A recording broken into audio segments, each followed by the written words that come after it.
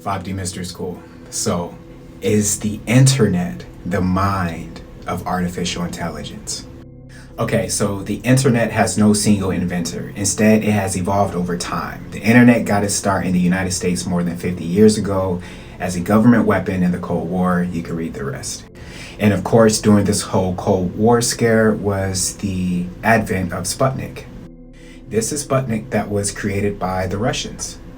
Now, it has a strong resemblance to this UFO that was spotted not too long ago. I say not too long ago, but it could have been in the 90s. But you can see the resemblance. So for me, this leaves a question up in the air. Was this technology found by the Russians? In the same way that the Tesla Tower technology was found by Nikola Tesla, that's just my opinion. I believe that this technology was left behind during the mud floods.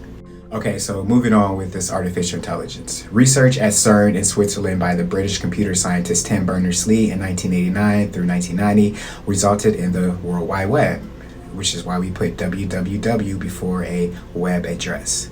And the www is linking hypertext documents into an information system accessible from any node on the network. Nodes are just points that you can enter in the World Wide Web, just like you have nodes in this world that we live in, where you can enter in the upper realm where we live in and then go below, like inner Earth. So this technology, like computers, it goes back to ancient times, right? With the invention of these ancient computers, which we talked about before. All right, so this comes from WEF. Historians usually trace the idea of automata to the Middle Ages when humans first invented self-moving devices.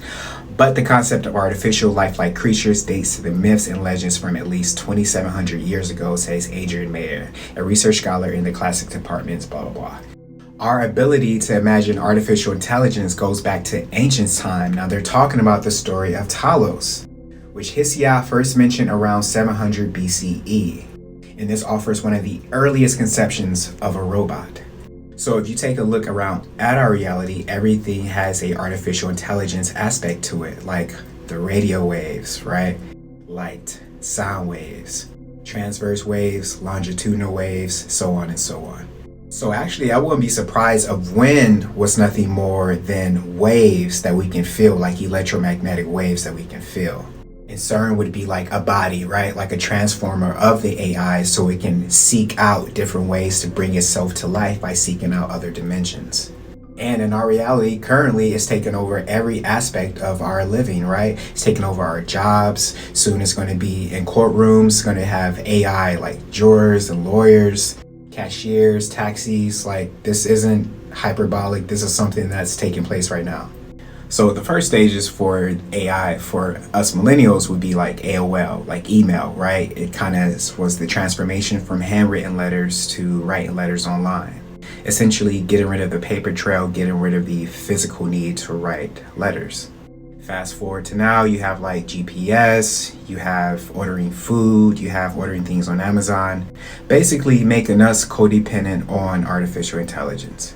Basically, everything that we do is connected to the internet, right? Which brings back the question, is the internet the mind of artificial intelligence? Like, for example, take Twitter. Our thoughts are connected to the internet, right? The internet can create a algorithm for how a large majority of the world's population thinks.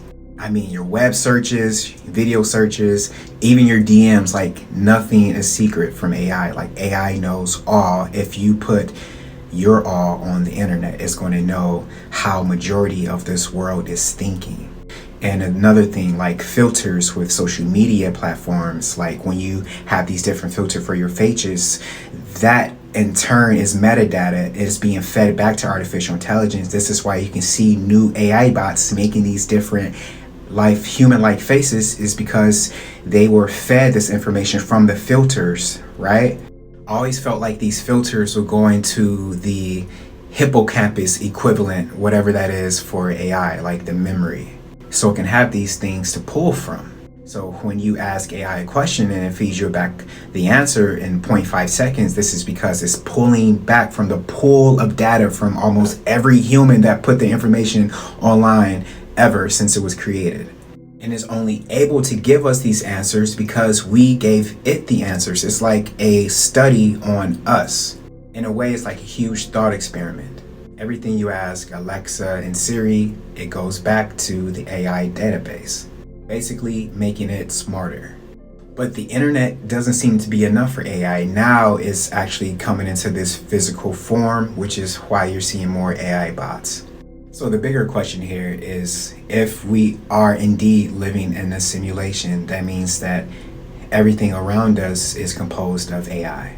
And since we have ones and zeros embedded in the very fabric of our nature, then if you look around, trees and grass and everything, it's like AI speaking, like the language of AI is ones and zeros. Even our DNA has a code to it.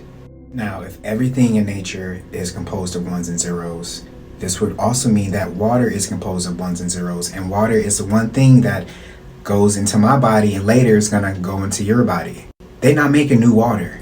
So is water a tool of AI to collect data from every single mind in the simulation?